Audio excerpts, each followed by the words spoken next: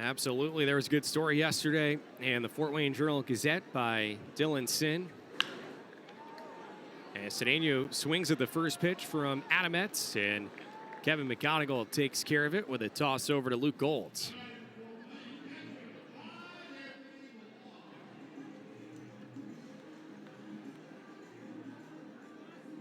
Adametz, a 24-year-old who the Tigers drafted last year in the 14th round out of Liberty University. Started this year at the single-A level with the Lakeland Flying Tigers. 12 appearances there, 10 starts, and that was 5th outing with the Whitecaps.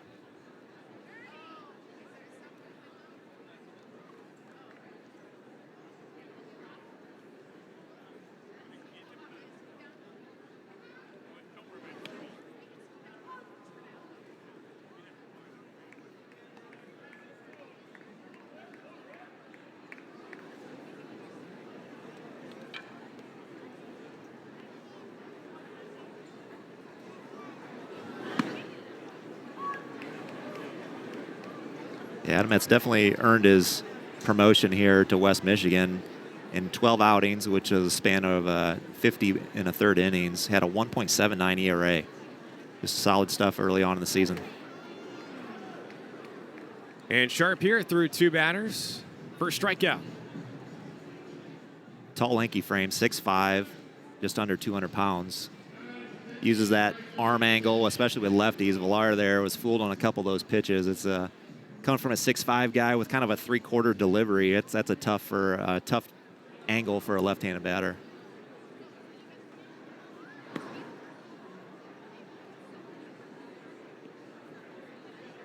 Well, now the right-handed batting Nick Vogt.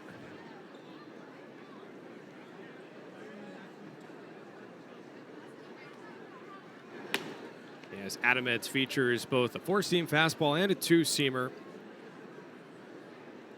Changeup and the slider.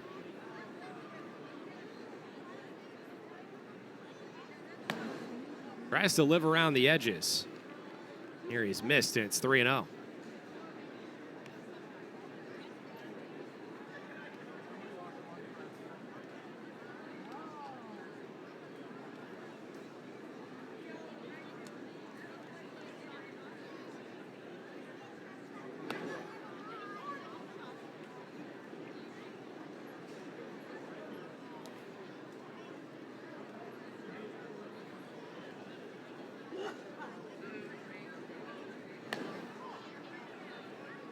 Two-out walk. Tin Caps have their first base runner, as Vogt has now reached safely in 10 consecutive games.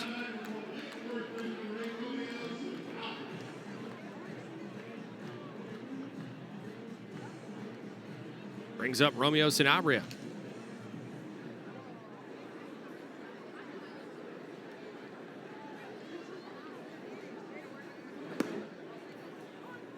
Like Vogt, Sanabria had an RBI double last night.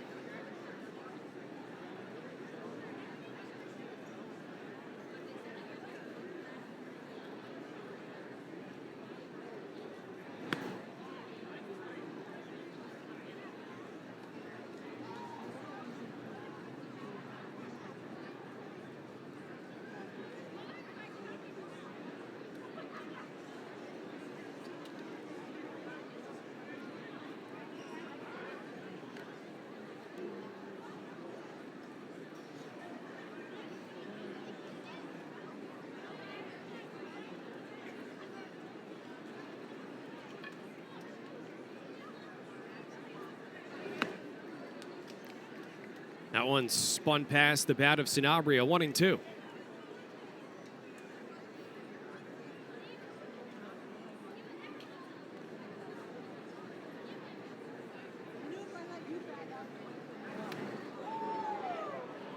Wild pitch, and Vogt advances up to second.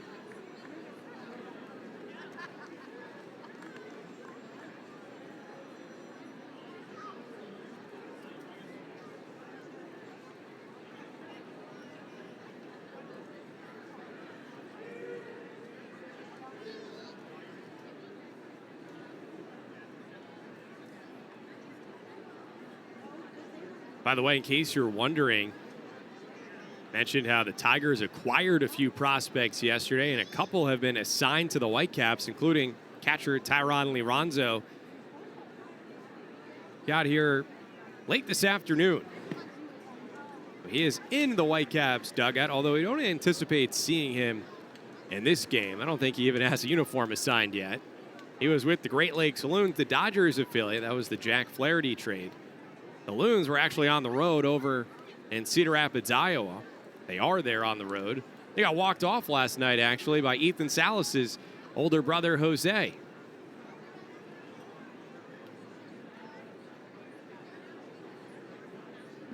Boats at second with 2 outs. 3-2. And Adametz records his second strikeout, and it's a scoreless first in the fourth.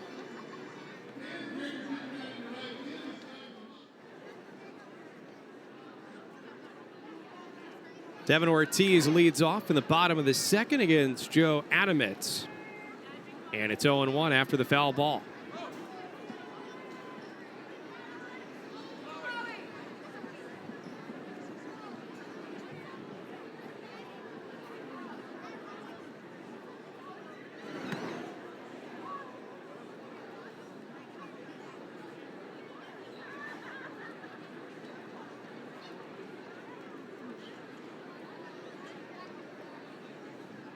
Saw there on the screen a moment ago how Devin's got 5 home runs on the year.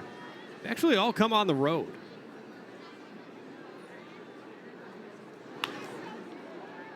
Pulled foul on the ground, remaining 0-2.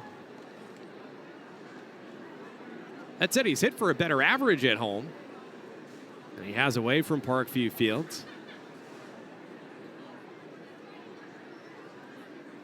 Whitecaps went deep twice last night.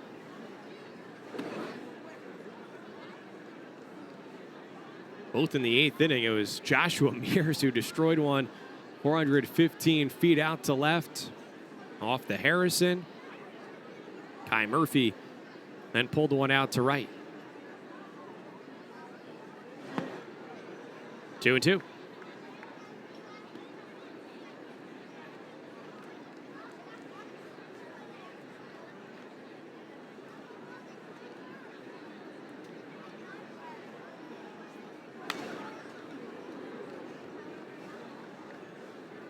Ortiz making sure everyone's alert in the first base dugout as that one nearly spilled inside.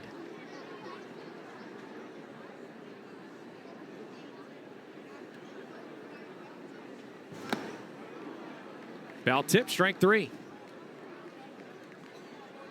Third strikeout now for Adametz. Going on with Ethan Salas, Padres' top prospect coming up. All the prospect rankings actually updated late last night or this morning by MLB.com because now someone like Jay Bashirs is over in the Marlins organization.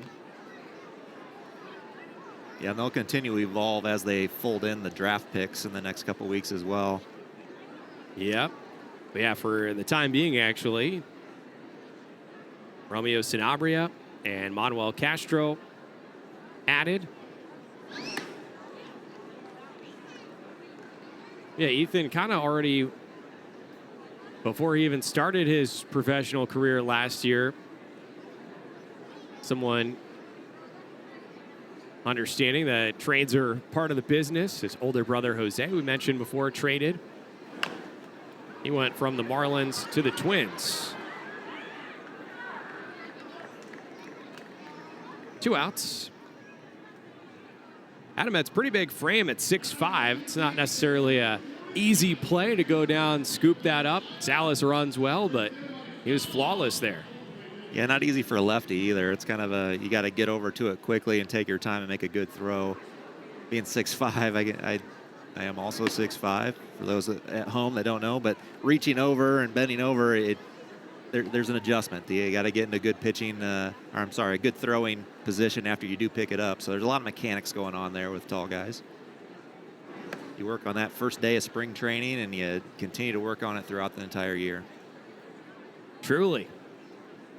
By the way, on our radio broadcast, I'm 6'5" also. 1-2 here for Mears. He's now homered 3 times over his last 10 games. He's the first player I've ever seen hit one off the 3rd level of the building out there in left. Rare air. But Adametz locked in here early on. He's got 4 strikeouts through 2 scoreless. Stevenson just hit the first inside the park home run for the Whitecaps in more than 2 years. And now Wyatt Hoffman leading off for the Tin Caps in the bottom of the 3rd. Testing Joe Adametz, but again, the 6'5" pitcher fields his position. And there's 1 out in the home 3rd. Going on for Nick McCleary. And yeah, Justin Stevenson, they joined some good company. The last Whitecap to have an inside the park home run back in April of 2022 on the road in Dayton, just like Tatis.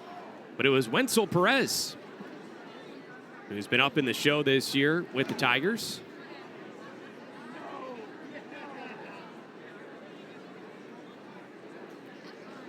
Larry could have been selling there that he was hit by the pitch on the bounce, as it is 1-1. Yeah, trying to find a way on. Adametz has been dealing here last 2 innings, 4 strikeouts in the first 2 innings. The only base runner for the Tin Caps came with 2 outs in the first when Nick Vogt walked. Adametz isn't really an overpowering left-handed pitcher, but he definitely uses the fastball to set up the off-speed pitches. Only blemish on the card right now is just 1 walk early on to Nick Vogt in the first inning. But he's been doing a good job getting ahead, mixing up his pitches, off-speed, and then setting up his off-speed with the fastball, placing it on the corners.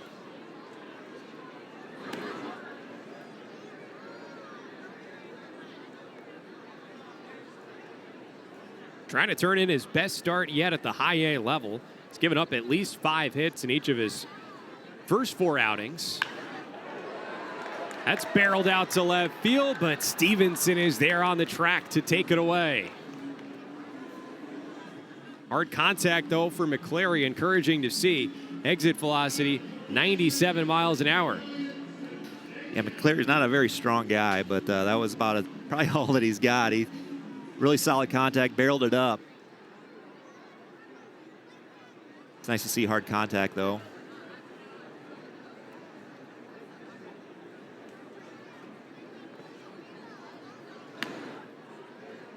Even a miss by Cedeno.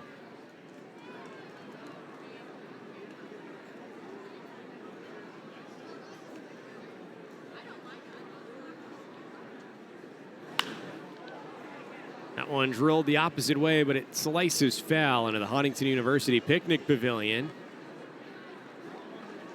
See the fans in blue here with the Homestead High School Marching Band that again had a marvelous performance pregame with the national anthem. It's a state caliber team right there.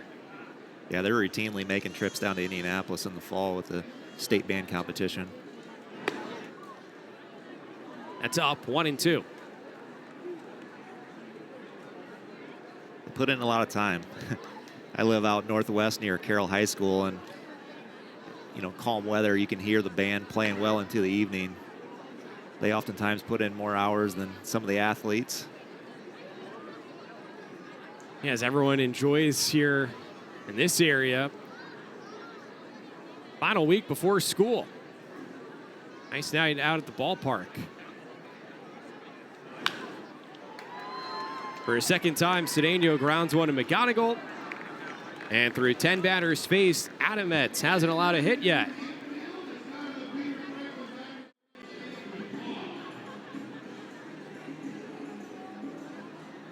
Two, 3, and 4 due up for the Caps. Anthony Villar, Nick Vogt, and Romeo Sanabria against Joe Adametz.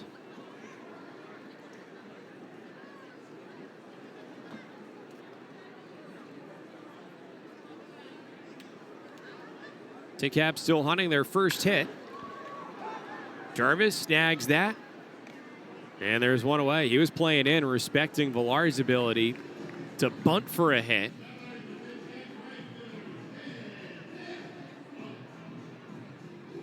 Going on for vote. As we remind you, you can shop 24/7 online at tincaps.com/shop. And a hat like he's got right there. Like they both got, actually. Underneath the sunglasses, the Apple logo. And here at the ballpark, the Orchard Team store, open year-round. Justin, I know you were recently on a family vacation out on the West Coast in Nick's home state of California. Do you rep anything Northeast Indiana? Oh, yeah. Yeah, I was rocking my Fort Wayne Wizards retro hat all week. Wore it to a Dodger game at Dodger Stadium. Expected to create some conversations, but no one ever stopped me and asked me about the hat. But definitely was repping Fort Wayne. Well, they probably would have recognized the Apple logo now, but yeah, with the Wizards gear, you're dating people. And myself. It's the 15th anniversary for Parkview Field and for the Tin Caps. After a run as the Fort Wayne Wizards from 1993 through 2008. 1-1 on Romeo Sanabria, who was born in 2002. Romeo's got an appreciation, though, for baseball history. Grew up in Miami. Puerto Rican heritage.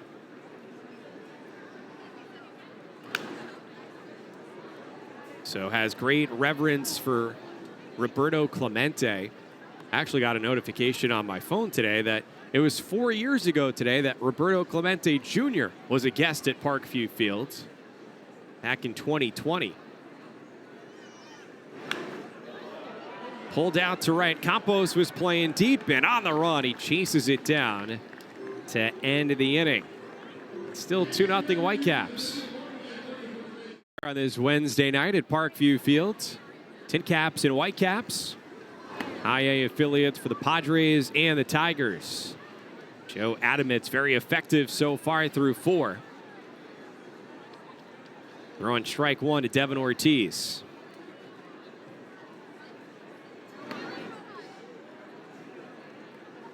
Uses the changeup to get a swing and miss. It's game 2 of this 6-game homestand for the Caps after they were on the road last week over in Ohio against the Dragons, including on Sunday, which was World Day of Grandparents. So belatedly to any grandparents or seniors in general out there, hope you had a pleasant Sunday.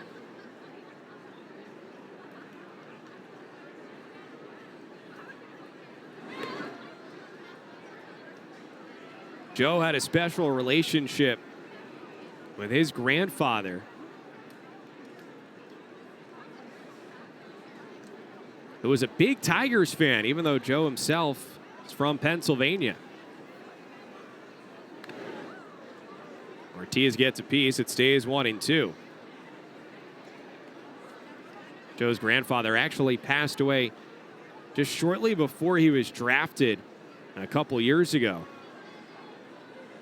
And in that way, family felt like it was kind of fitting.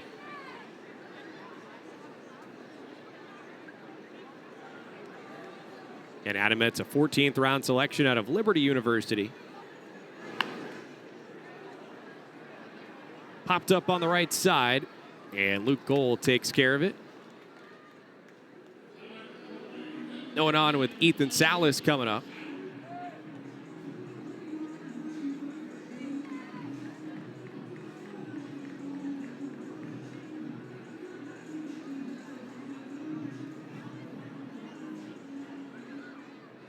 Well, Ethan similarly following in the footsteps of one of his grandfathers. His grandfather, Jose Gregorio Salas, was a professional player also. Even had time in the Padres organization.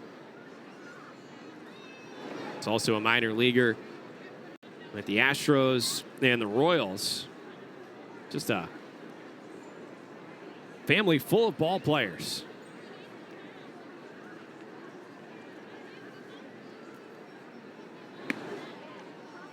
Brought up earlier how his older brother Jose had a walk-off hit last night. He's a prospect for the Twins. Also playing in the Midwest League. The other division, a West Side with Cedar Rapids.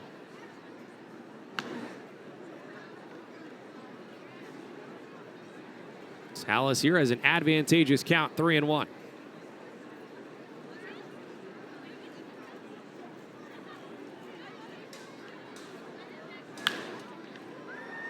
On the left side, Jarvis missiles it to first in time. Going on with Joshua Mears coming up.